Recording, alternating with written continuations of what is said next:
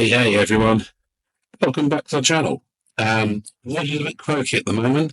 Unfortunately, I couldn't put holding off doing this voiceover because this video is kind of time led.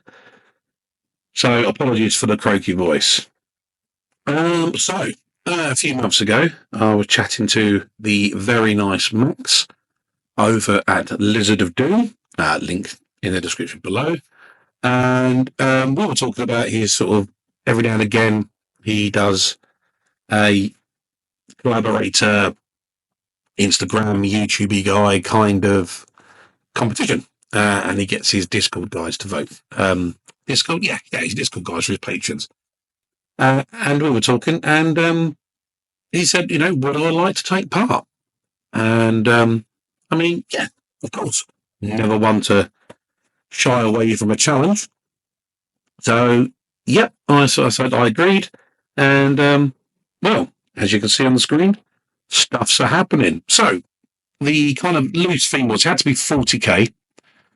And the loose theme was the character's favourite place. Where would they most be at home? And as I'm an orky guy, my immediate thing was an orc warlord, war boss, whatever, surrounded by a horde of teeth. And that got me thinking of another character, popular character in cartoons and stuff, who also likes to be surrounded by hordes of wealth. And that was Scrooge McDuck. And I thought to myself, well, why not match the two together and come up with an orc version? So I am going to be building an orky version of this scene here. Obviously, not exactly, but using it as inspiration. So here I am at the moment. I'm using an old cat food box to just map out a quick sort of area that I can use as part of a vault. You may have seen earlier as well that I have a bag of sort of like orky rusty plates with like rivets and nuts and bolts and that kind of things on them. I've always got that bag knocking around.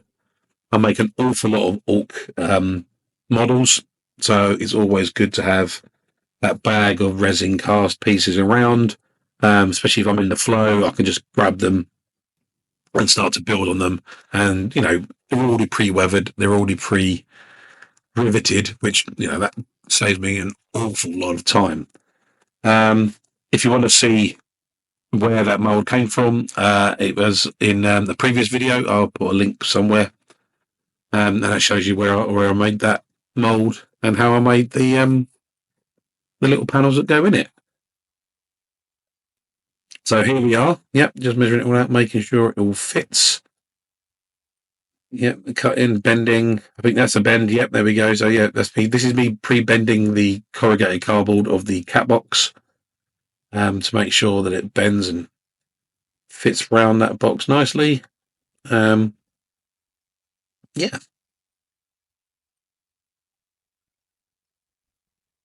Yeah, just making sure it all lines up there, cutting bits, trimming it.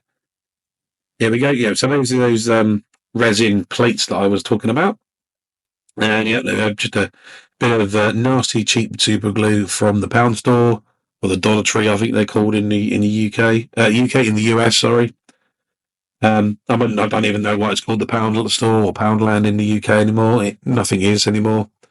I think those super glues cost me like £2 for two.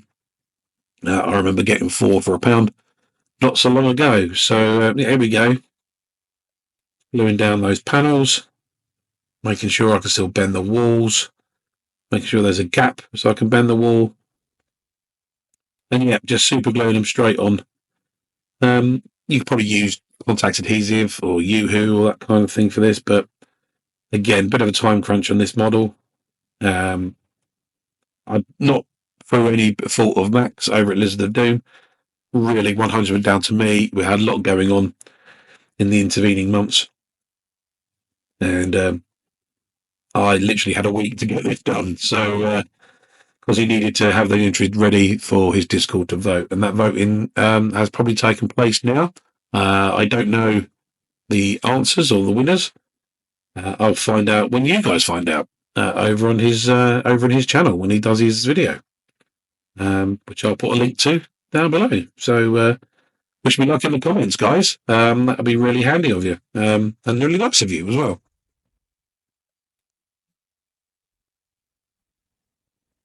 And there we go. So that's the progress so far. Filled up most of the spaces on that sort of like that back wall. I was just checking to see if it fits around my little cardboard floor. Seems to, yep. There'll be a few gaps, but we'll sort that out at a later date. And yeah, now what I've got to do with the little gaps I've got left over there, I've got to use some plastic card and some corrugated cardboard and get those filled in. So look, there goes some various textured cardboard, 5-bar thread, 3-bar thread, that kind of thing. Pipes, yep, I might sing some pipes in as well. Spoiler, I don't think I do. And yes, I need a door as well. I think that one was, I'm not entirely sure what that's from, possibly a bit of Necromunda scenery. Not entirely sure. But yeah, he'll need a door. So we'll get that on there. And here we are, yeah, that's it. All done and finished. That's all the gaps filled in with bits of plastic card and stuff. May have to sling in a few extra rivets. I'm not sure if I do, can't remember. I actually don't think I do. Yep, and just keep checking, always checking to see if it fits on that cardboard. I think you can see as well, I've drawn like a little border on that flooring. Yeah, so this is what I've 3D printed, like T-bar, I guess. It was actually an I-bar, but the print didn't work out quite well, but it's still usable as a little sort of T-bar. And going to use that to create a little platform for my Ork to dive off. So yep, just me giving it, just offering it up, as you can see, not really measuring, just offering it up to the model, eyeballing it, seeing what I think is the best way. Quick bump, there we go. Get in there with my clippers. Can do with a new set of clippers actually. These are quite blunt now. Tends to shatter my 3D prints if I'm doing it this way. So, pull some more clippers. There we go. And then, yep, that'll stick on there. Well, this is a very orky build, in function and form as well. So no measuring. I'm just eyeballing everything, sticking it on where I think it needs to go, working it out for the best.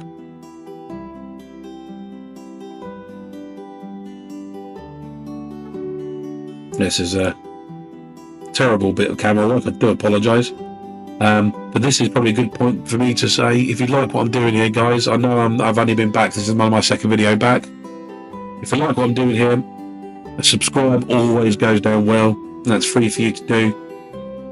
Thumbs up always helps these videos get out to more and more people.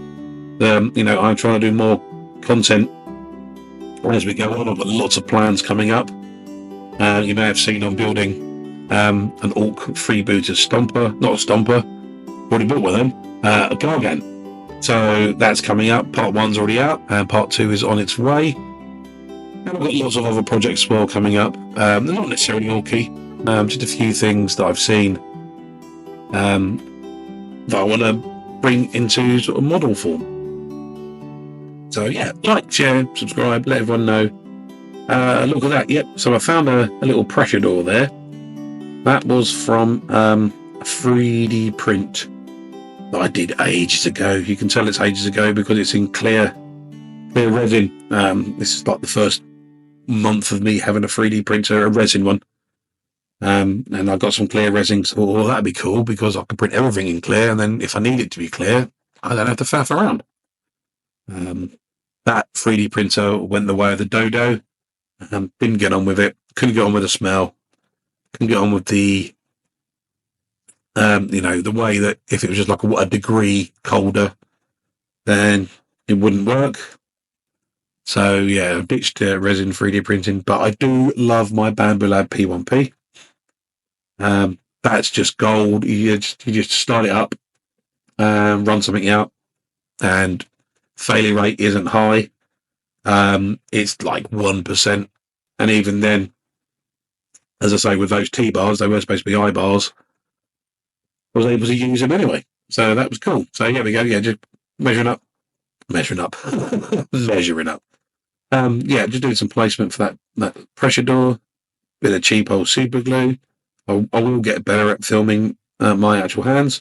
And yep, just sticking it on. There we go.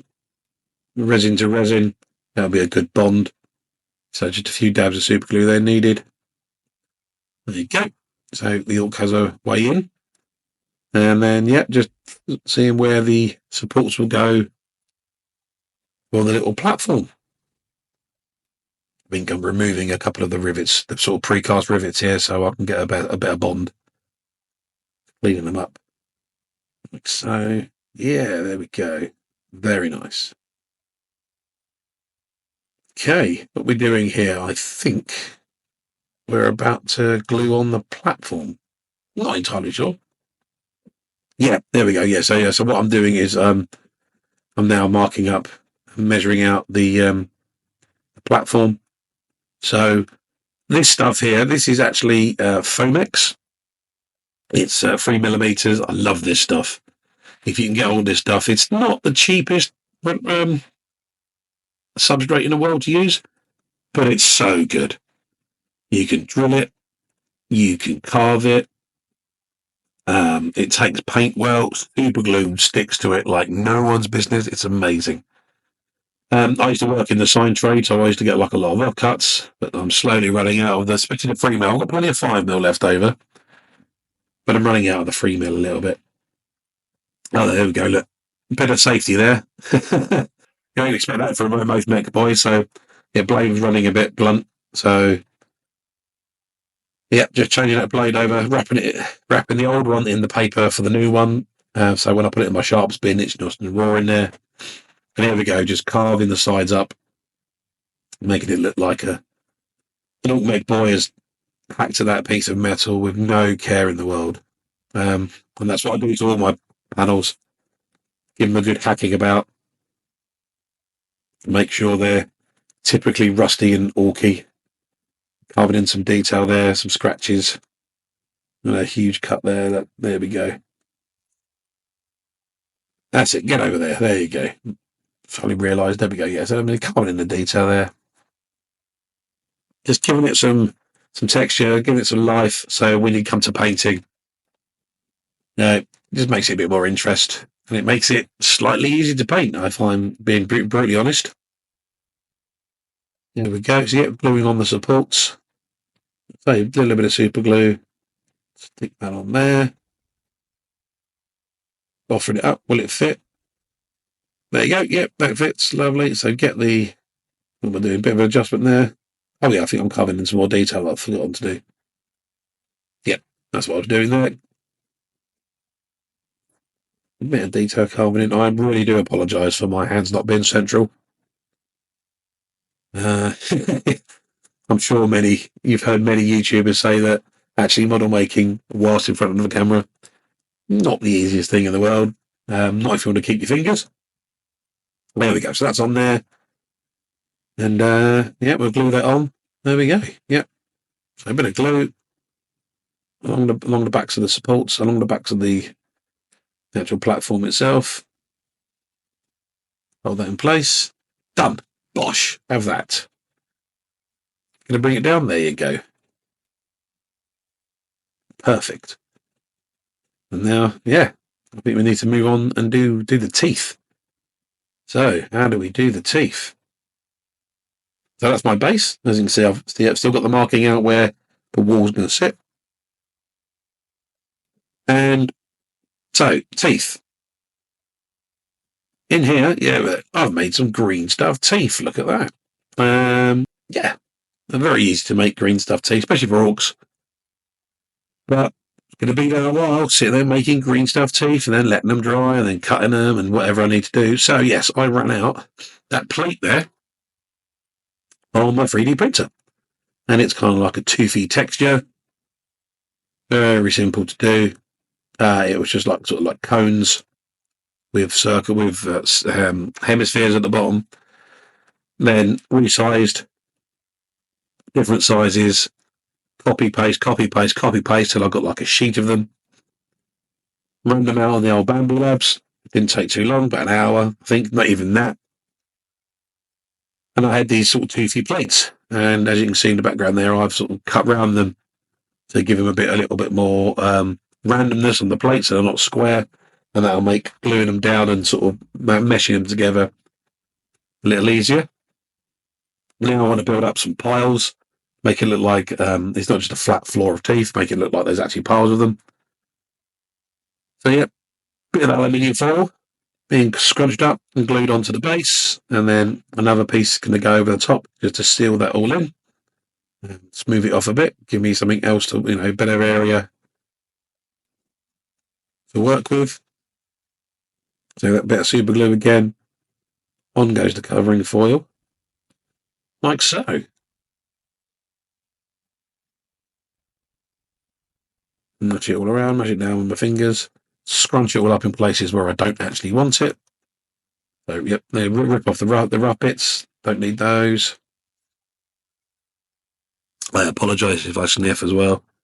As I say, I've picked up a nasty cold and I had to get this video done. So sadly, here we are. A bit worse for wear, a bit better one. And now I'm just trimming out where some of the tin foil's gone over the sides there where the walls need to attach to. Just making sure so when I come to glue the walls to the base, got a bit of a bond. And then, yeah, there we go. So, yeah, those plates will go on there like so. I believe what I've done on this one, that might be just going straight on that one. But what I do end up doing is stealing my wife's hair dryer, giving them a bit of a blast to sort of loosen them up a bit. And then they sort of form better to those contours. So there we go. That's me. Look, yep, I've added a lot of all the plates down. Obviously, there's gaps and that kind of thing. And of course, we don't want gaps.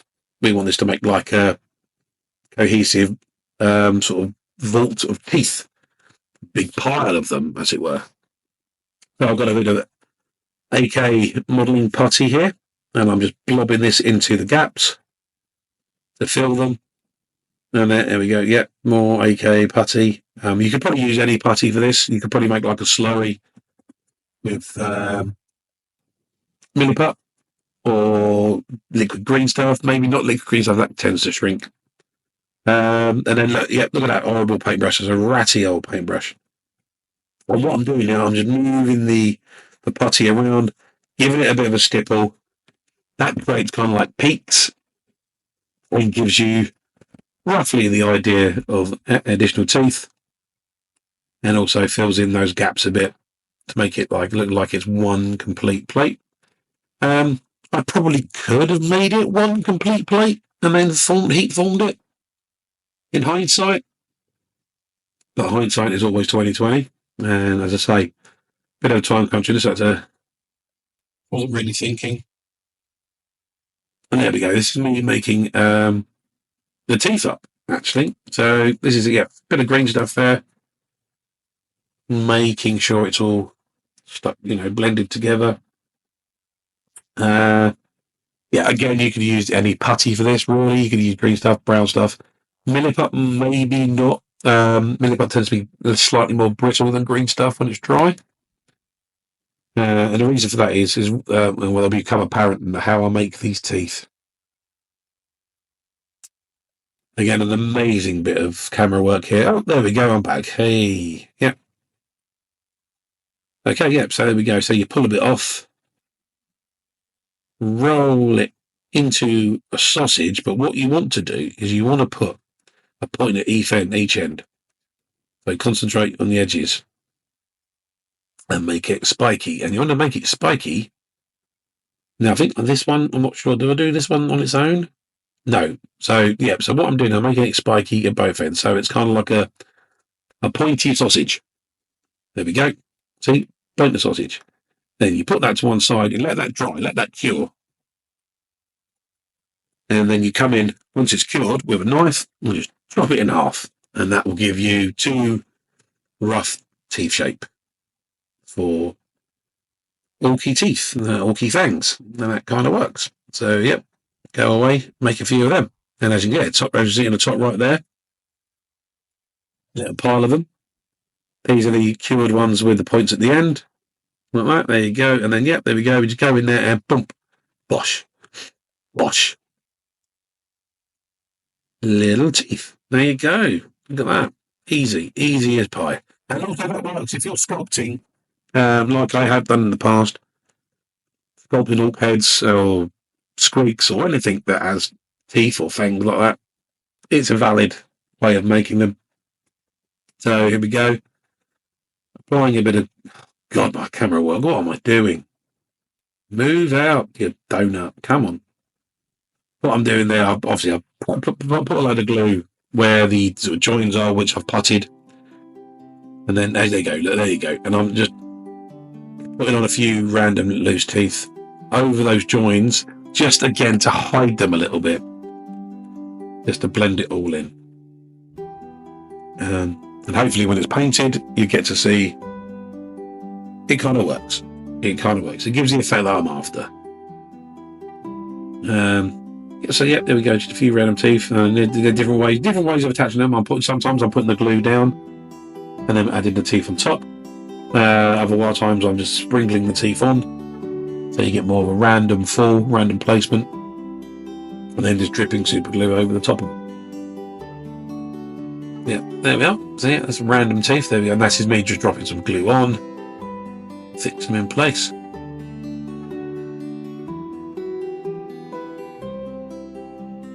Yes. Yeah, there we go. A few more left. I think I put some on the top there, just because it's quite a large lump. I'll put a few more on the top there just to detract from making it less looking like how I've just gone around and filled the edges. I wanted to put some on the top as well, just to say, hey, yeah, look over there, don't look over there. So yeah, there we go. Base full of teeth. Right. So that's the back wall, all undercoated black, using Colourforge black spray. I can't remember which one, but it's there, just their flat mat. And now we're applying the rust. So that was Army Painter Curious Leather into the wet palette there. By the way, this wet palette is one of my own design. I wasn't going to pay 20-30 quid for a wet palette, so I designed one in Tinkercad, and that's available in my Manufactory store to be downloaded, and then you can print one out of your own. All you need to complete it is like a thin sponge cloth, again, which you can pick up from any shop that sells cleaning products, so Walmart, Tesco, Asda, Walgreens, Boots, Pound Shop, they all sell them. And then you put that in the bottom, get it a little bit damp, and then just straight over the top of that is just good old-fashioned greaseproof paper. You can buy a roll of it again for about £1 or $1.50. So yeah, that's it. That's all. That's Curious Leather all over it. And then I'm going in with Tooth Ink Code's Ball Hide. Get that on the wet palette. And then I get another brush here. This is just like an old cheap makeup brush, which you can buy again. You can buy from the pound/dollar stores. You can see where I go and buy an awful lot of my stuff. And then we're just stippling that on. We're not going for full coverage. It just stippling it on in places just to build up a texture, give it that rusty look, like so. So yeah, we're leaving some of the Curious Leather. There we go, and that's all the Ball Hide on. And then last up here is the bit of the old Rust Orange from Tooth Ink Coats as well. And this is my default for rust on all of my orcs that I do, and whenever I do rust, actually, these three colours and this kind of stippling action, and that gives me a rust that I'm happy with. Some of you may not.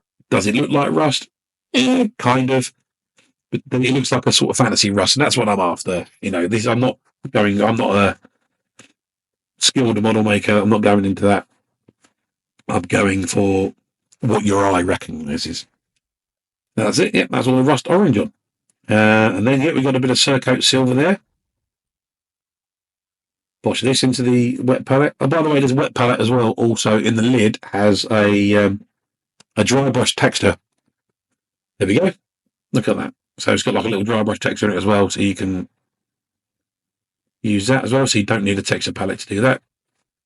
And we're just flicking a bit of Cerakote silver, just very lightly on the edges. We don't want to cover up too much of that rust colour that we've put in already. You stipple it in places. Pick up on all that texture that we put in right from the start. You can see the rivets and the precast parts. You can see where I've carved into them as well to give it that rough looking metal. And that dry brush really picks that all out.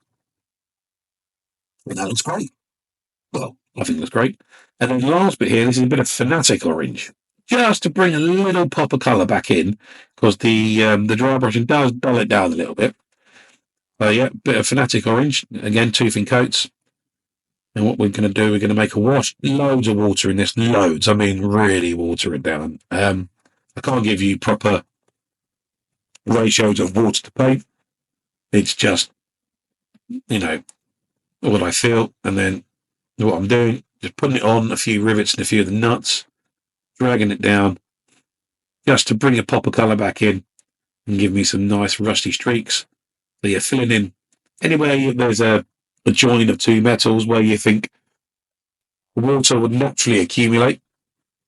We're just putting the wash in there. So obviously, to tell the story that the water's got inside, and in those recesses, we started to build up and started to rust the metal in those recesses and around the rivets and stuff. And it just brings back a pop of colour to the rust, because the silver kind of knocks it back a bit. And I like my rust to be quite vibrant. It's the main colour of majority of my origami, so it needs to pop a little bit. There we go. Yep, just putting it on. And if you put too much on, just whip over it with your thumb. Just quickly wipe a bit off. And there we go. Yeah, just using the brush, pulling it down, making it a little bit streaky. That's it. Yeah, you're filling in the holes. Right, and now we're on to the teeth. So as you can see, the teeth it's been spray undercoated white. I think that looks okay. I think that looks pretty good. We're going in now. That's a speed paint. I think it's skeleton bone or skeleton horde. Let's have a look. What is it? Oh, it's pallid bone. Pallid bone, that's called. So a bit of pallid bone on a palette there, and I've mixed a little bit of water with it. We're going to go over the whole base of teeth there. Cover that all up. Speed paint, amazing. Really great product. If you don't have speed paint, you can do something similar. If you've got some acrylic varnish and inks, you can do it. What the varnish does, it just breaks up the surface tension of the ink, and it gives it that quality of speed paint where it pushes it into the recesses. So yeah, again, I would say 1-to-1 ratio, but depending on what ink you're using and what varnish you're using, it might vary. So here we go. I think we've got some dragon's tooth here from Toothing Coats. Obviously, the teeth have dried now. I mean, I wouldn't do this while it was wet. That wouldn't work. On the old dry brush palette inside the wet palette, we're going to rush it over that. Look at that. Bring it out. Bring out those teeth. Bring out that texture. Is it perfect? Does it look like a pile of teeth? It kind of gives you the idea. I wasn't going to paint individual teeth. I can trust you. You can trust me on that. I think it gives the impression. I think once the model's done, it will give the idea of what I'm trying to do. Carrying with the dry brush on that. And I think then, I think that's just a straight in with a bit of white. I'm not sure which one. Probably White Star. It's not a pure white. It's a slight creamy off white on the palette. Get rid of most of them on the palette, and then flick it over. And there we go. Yep, let's get those teeth done. A good old dusting in white. As you can see, there are some dodgy bits there with the filling, but they're going to be at the back of the model. So when you're facing it, you're not really going to see those. Right. So I need an Ork. I need an Ork to be diving off this platform here. So here we are, going through one of my many Ork bits boxes. I think that's some knob sprues. I get through so many knob sprues. I use them for all my character creation. Mech boys, pain boys, spanners, everything. They're all made from knobs. Because I'm a converter in the end. And yes, there are some lovely models out there, but I don't want my army looking like your army. So yeah, get through tons of those knobs. And also loads of weapons. They come with guns, close combat weapons, heads, cybernetic bits. Just fantastic. It's a really good kit, the Ork Knobs kit. If you're into your Ork army and you want to do your conversions, can't go wrong with an Ork Knobs kit. So yeah, there we go. Just going through this is like one of my random boxes. My other boxes are slightly better organised. Like I have boxes of arms, boxes of weapons, boxes of heads, etc. This is just like my random one, which has Blood Bowl Orks and Old World Orks and, that kind of thing. Age of Sigmar Orks, they all go in here because I use them all. I think I use every Ork from every range. The only thing I don't really use are the Uruks because they don't really fit the aesthetic. So here we go. There's the bits I've chosen. I'm not entirely sure where that torso comes from. I think it's a gunner from, what's it called? Not a war track. Is it a war track? Yeah, war truck. Yeah, an Ork truck. Various arms. I've got that arm there with the pipe in it is from, I think that's from the Ork War Bikers, and the other arms are from Fantasy Orks with spears.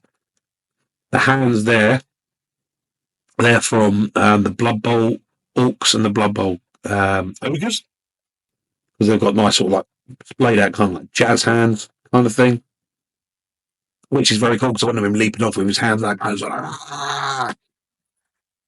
So just what I'm doing there is I'm cutting his foot there just at the ankle, bending it back a bit just so I can use him. That's the foot he's going to be leaping off the platform with. Cleaning up that cut, and what I'll do is I'll mash up a bit of green stuff, and we'll be putting that in there and smooth it in. So yeah, making his foot whole again. There we are, just cleaning up some arms here. I think that's an arm I'm cleaning up. Yep, a little bit of Tamiya cement. Arm in, that's it. Yep, because I want to give him sort of like a splayed arm. Kind of, he's leaping off, he's diving into his pool of teeth. Scrooge McDuck wise, so. Getting the second arm on. I think the second arm I have to position out a little bit. So that leaves a gap again when I'm green stuff in the foot. I'll green stuff that as well. Just blend it in. Yeah. So there you go. That's going to be the gap I'm going to need. So what I do is I just slice off a little bit off the top there. Give myself a little bit more surface area to glue. That's it. Quite fair. Because it's quite a small area I'm gluing. I go quite generous to glue there. There you go. Yep, that's his arm out. You can see that gap there. That'll be filled with green stuff. Cleaning up his head. I just went for a basic Ork head here. One with kind of like an open mouth. He looks like he's cheering as he's diving in. That's just normal tamisman. It's not the ultra thin. I do like the ultra thin. I just couldn't get any when I ran out. I was desperate for some Slippy Poly, and my local shop didn't have any, so I just grabbed the normal stuff. But usually ultra thin is the best one. I mean, that stuff, the tamisman's great. It's good, but the ultra thin is preferable. So yeah, to clean up the hands there. The good thing with these hands as well, they kind of had like a wrap. One of them had like a glove on it, a fingerless glove. and the other one was kind of had like a sort of bandage wrap on it, which is quite fitting for the character because the Scrooge McDuck character's always got like a scarf and a big coat and gloves on because he's tight and he doesn't want to put the heating on. So he wears outdoor clothing all the time to stay warm. Yep, he doesn't put on his heating. And there we go. That's me. There we are. Now the hand's going on. I think I might have to adjust the wrist size on the Black Hawk hand from Blood Bowl. They're very big. It's weird that the Black Hawk hand was bigger than the Ogre's hand, which is weird because Ogres generally are a bit bigger than Black Hawks, but hey, it's easy done. All I do is just shave down that wrist with the craft knife, smooth it off. Luckily, as I say, this one had a glove on, so once you've smoothed it all off, it just looks like part of the glove still. Just scraping away, as you can see. Bit more cement. Chuck it on. Jobs are good. Perfect. And also, with the arms, I chose arms with kind of like wrist wear, bracelets, that kind of thing. So it just makes attaching hands, removing hands a lot easier. So there he is. He's all ready to go now. The sharp-eyed among you may notice that he's got a scarf and a bit of a coat. I used Chris Peach's very great technique of using masking tape for that. I wasn't going to green stuff up, couldn't be bothered. Running out of time, needed a quick solution. Remembered Chris's tutorial on using masking tape, and that's what it was. So all you do is you just double up the masking tape back to put sticky to sticky to give you a sheet. It's also slightly textured, and that gives it slightly pliable. Cut it into the shapes you want. I glued it to his belt, bent it into shape slightly, and then put some very thin super glue on it, and that kind of sets it in place. Same with the scarf as well.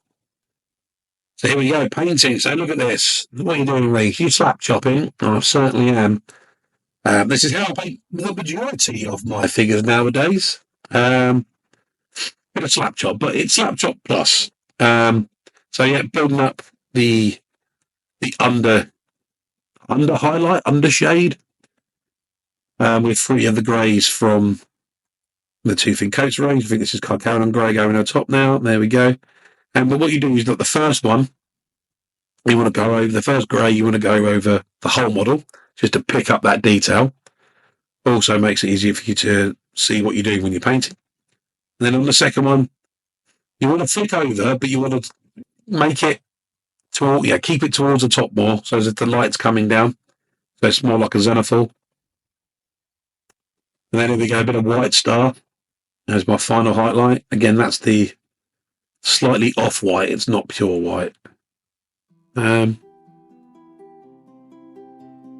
don't know what's going on. I don't know why I'm pausing it. Oh, there we go. I think the nozzle was blocked, so I was getting a pin or something. You know, like you get those little map pins straight down there. Unblock it, and then there we go with the white star. Keeping it towards more of the top of the model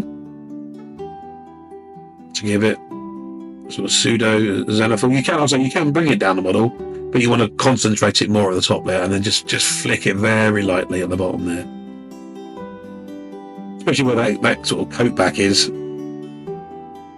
because you know that's the stuff behind it's going to be in shadow. So that also means you don't have to paint it, which is great.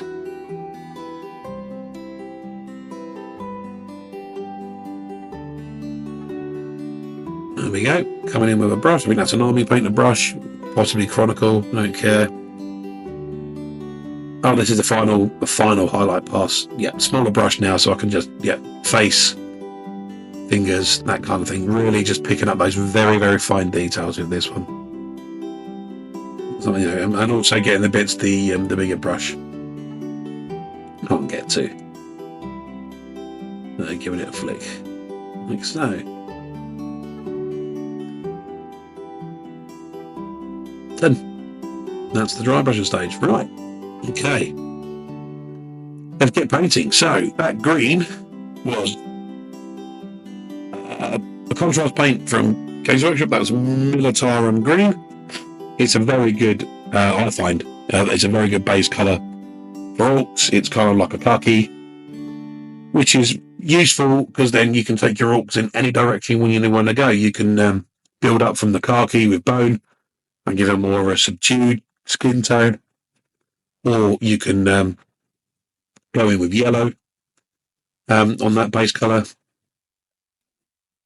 and come up to a yellow York, or as I do, I go in with almost like a lime, because I quite like, again, my army's quite dark. I want my orc skinned. What we're doing here, I think we've got a red speed paint here. I think this might be blood red. It's a speed paint. As you can see, my paint range is very agnostic. I don't stick to one main range. So that's it. There we go. Yeah, blood red. I'm doing the coat here. And what I'm doing the speed paint contrast is I'm just blocking in the basic colours. Just getting them all down. I get the sort of undershade and the under highlight through the speed paints. That gives me a real good basis to work from when I apply a bit of highlights. Now, another one of the browns, probably Gorgrunter fur or something like that. I have about 6 or 7 of the browns. Especially with orcs, you need a variety of browns. Snakebite, Gorgrunter, some of the speed paint ones.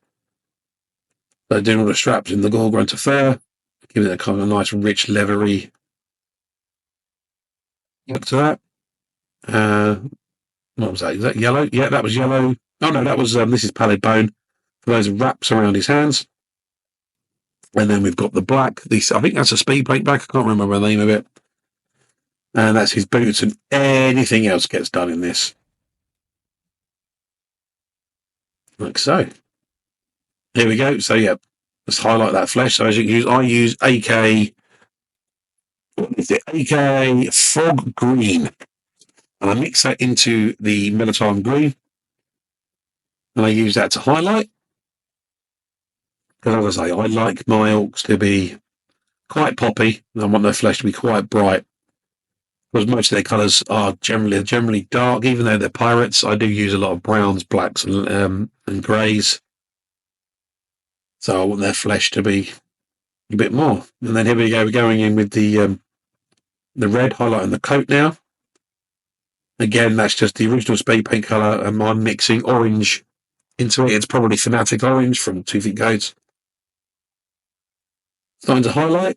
And obviously keeping those highlights towards the top more, because that's where the dry brushed under dry brush is dictating where we put our brush highlights. So it's a really good way. So this is slap top, but it's slap top plus. You're using.